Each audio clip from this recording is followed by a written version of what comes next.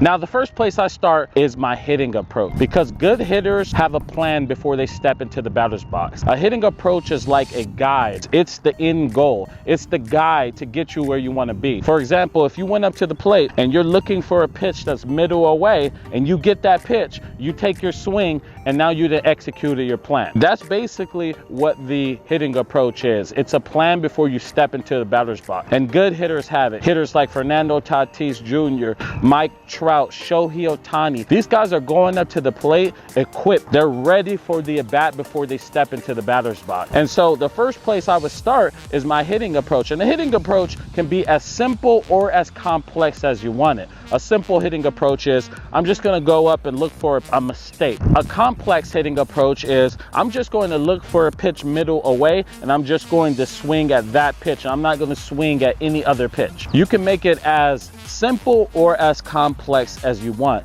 And so the first place I'll start, when I'm swinging outside the zone and I'm not seeing the ball well, I will dial in what I'm looking for at the plate, which means I will come into the batter's box and I'll say, I'm only going to look for a pitch that's middle away. We know that majority of the pitches you see in baseball are going to be middle away. So I say, I'm going to focus on that. So now I'm zoned in to that pitch. And so that eliminates me swinging at this pitch, this low pitch, this pitch that's inside. Now I just made it simple by focusing on that one pitch. So that is where I would start when it comes to checking off why I'm not seeing well. I will limit the pitches that I'm swinging at. Sometimes we want to get a hit so bad that we get unfocused. We're swinging at everything. Things up, things down, swing outside, inside. The plate is big and wide and we're just trying to cover the entire plate. But when you go back to the basics, when you go back and simplify it, all right, I'm just going to look for a pitch that is right here, middle away. That's all I'm going to look for. Then it becomes easier and you shrink that strike zone and you're able to start swinging at pitches inside the zone. So that's the first place I start. Now, if you're going to try and practice this, try it in front toss first and just dial in on where you want to hit the ball and focus on that. And if it's not there, do not swing. Start there, then go to BP and then take it into the game. Don't just jump right in. Practice it before. Give yourself some time before you jump into the game with a plan like this. Now, let's say that I do have a hitting approach and my hitting approach is locked in, but I'm still swinging outside the zone. The next thing I would do is I would check my timing. Timing is most likely the reason why you're swinging outside the zone. It's the number one issue when you're not seeing the ball well, when you're expanding the strike zone, you're just late. So how do we get our timing? Well, I have a video that goes in depth and the link will go above my head right now. It's called the Ucla Method. When I was at UCLA, they taught us this, and it's a good place to start and help you to start getting on time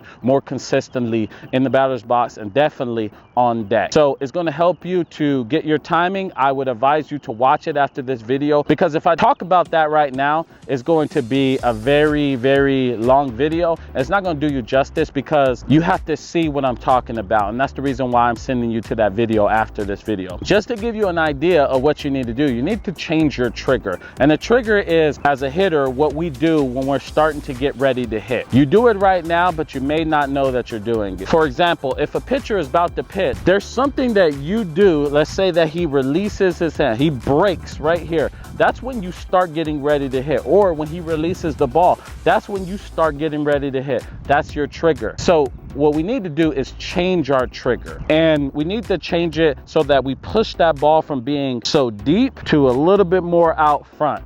And it's just by changing that trigger that's going to allow you to do that. And I guarantee you, if you change your trigger, it's going to help you to dial in the ball, especially if you have a hitting approach locked in as well. Pro tip, when it comes to your front foot landing, what you want to do is you want to have it landing when the ball is a quarter of the way or halfway to the plate. Any later than that, and it's going to really make you late. So that is something that will help you. And just remember that when you're batting or when you're on deck, when you're getting ready to hit. But first, I've created a free cheat sheet for you to help you if you're struggling to be a consistent hitter or you're lacking in power. If this sounds like you, the link will be in the description below. And this cheat sheet also comes with video training so you can see what you need to do to improve. And when you sign up for free today, you'll get access to more free goodies that will help you to improve your performance, but also get early VIP access to have your questions answered by MLB players. If this is something you're interested in, link will be in the description below. slow. And with that said, back to the video. Now, let's say that my hitting approach is dialed in and I am on time, but I'm still not seeing the ball well and I'm swinging outside the zone. The next thing I would check off is, am I moving too fast? I see this with a lot of young players. They get into the batter's box and they're just moving so quick. And when you move so quick, you start to make quick decisions. And we want to be slow and make quick decisions. We don't want to be fast and make quick decisions. Then we're going to swing outside the zone because we're so fast. We're so fast. And it's because our heart is beating so fast and you're so pumped up and the adrenaline's pumping. I get it. You want to get up there and you want to mash. You want to hit home runs. You want to get hit. You want to be successful as a hitter, but you also want to be slow. You don't want to move fast. That's the recipe for, again, making quick decisions at the plate. And we want to make good decisions, not quick decisions. So if you're moving too fast, one of the things I recommend is that you breathe. And when I was at UCLA, our coach always used to say this. He was like, hey, you're going to be in front of 5,000, 10,000 people when we would go out and play against these big teams. He said, you know, your heart's going to be beating fast. Your adrenaline's going to be pumping. He said, make sure you breathe. And that's something that we don't really talk about and we forget about when we're on the field. We're so caught up in the game that we forget to breathe. And when you breathe, you want to be in through the nose, out through the mouth. You want to fill your belly with air. Just fill it up with air, fill it. And that's going to slow your heart rate down. And I guarantee you, if you do this right now with me, you're going to feel it. In through the nose for 3 seconds, out through the mouth. I bet that calmed you down. So you want to do that when you get to the batter's box. It's a good thing to do. You get into the batter's box, take a deep breath. Now you're ready to go. Now you just slowed yourself down so you could just focus. Now, the next thing, if you watch all my videos, is about visualizing. So visualize what pitch you actually want to hit. So after you take that deep breath, you visualize where you want that pitch, middle away, whatever that hitting approach is, and then you lock into that. Now you're ready to go. Now you just slowed yourself down so you can make good decisions at the plate instead of being too fast and too jerky. Another thing you could do, and it's something I recommend with all my young players, is to do the Jazzy Drill. So the Jazzy Drill is a drill I learned from Tony Gwynn. I remember I was in the cage. I'm just a young buck, swinging hard, looking fast. And he said, you look good, but you could be better. And what he did was he turned on jazz and he said, sync your body up to it. And I started to slow my actions down. Slow. I was in control and I was able to square up more balls consistently and the ball started jumping off my bat. So I always do this with young players. I turn on jazz music and I say, sync your body up to it. And they struggle with this at first because they're used to getting in here and just swinging away. But it slows them down. They start moving slower.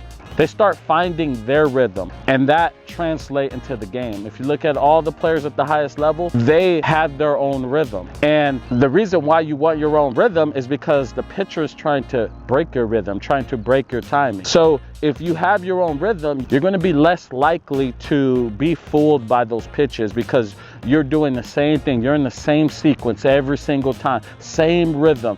Everything's the same, and it's your rhythm. So I would highly recommend you do the Jazzy Drill. It'll definitely help you to find that rhythm and slow your body down and slow your heart rate down. And I also recommend that you breathe. Breathe before you get into the batter's box so you can focus on what you're trying to do at the plate. And then lastly, visualize what you want so that you can have the success that you want on the field. Now, let's say that you went through the list and you're still swinging out balls outside the zone. The next thing I would check off is my head movement. More specifically, you're lunging to the ball. And when you start lunging and you're being hard on that front foot, your head moves with your body, and that speeds up the ball and changes your perception when you're in the batter's box. That would be something I highly recommend. And one thing that I always told myself was if I was lunging too far forward, I would think about placing eggs there. Now, this is just imaginary. You're placing eggs there and you're trying not to crack those eggs. You're trying to keep them solid. Now, I know that sounds ridiculous, but it's just a way to think so you can be soft on that front foot instead of putting all your weight on that front foot. Also, another thing you could do is if you're at a sports complex, it's at your home, you can buy a full body mirror. I always had a full body mirror in my apartments, my home, at the field, because I wanted to see what my body was doing. But a good place you want to be is you want to keep your head in between your lower half. Sometimes when we start lunging, our head goes with our body and we're like this. We're not in that power triangle. And this is the power triangle where our head's in between and our lower half's in a very balanced position. And that's where we want to be. Another thing that you could do is spread out. I like to spread out when I wasn't seeing the ball well, because then that eliminates movements for me. So by spreading out, instead of being here where you'll normally be, maybe you want to be here, just so that you can eliminate all those other movements and keep it simple so that you can see the ball better. And once you start feeling better, then you can go back to your normal batting stance and start hammering baseballs again. So if you went through the checklist and you're still not seeing the ball well, the next thing I would recommend is that you go into your B swing. Hey, sometimes you're gonna face pitchers that have deception, pitchers that you're just not gonna see well.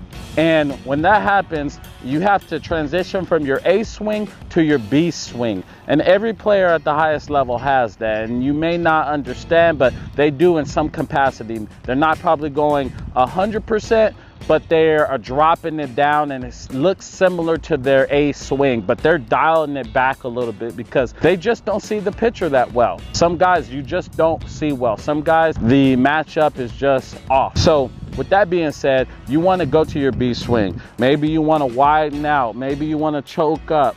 Maybe you want to do some of these things so that you eliminate movement so you can get barrel to the ball. So that's something that I would do. If I didn't see a guy well, I had to make an adjustment. And that's part of the game, is making those adjustments so you can be successful on the field. With that being said, I want to thank you for watching. Hit this video right here, which teaches you how to hit fast pitching in baseball. And if you look above it, it has a video preview. In that video, I share with you exactly how to hit fast pitching. It's going to help you to stand out. It's going to help you to be the player you are meant to be. So with that being said, click that video and I'll see you in the next video.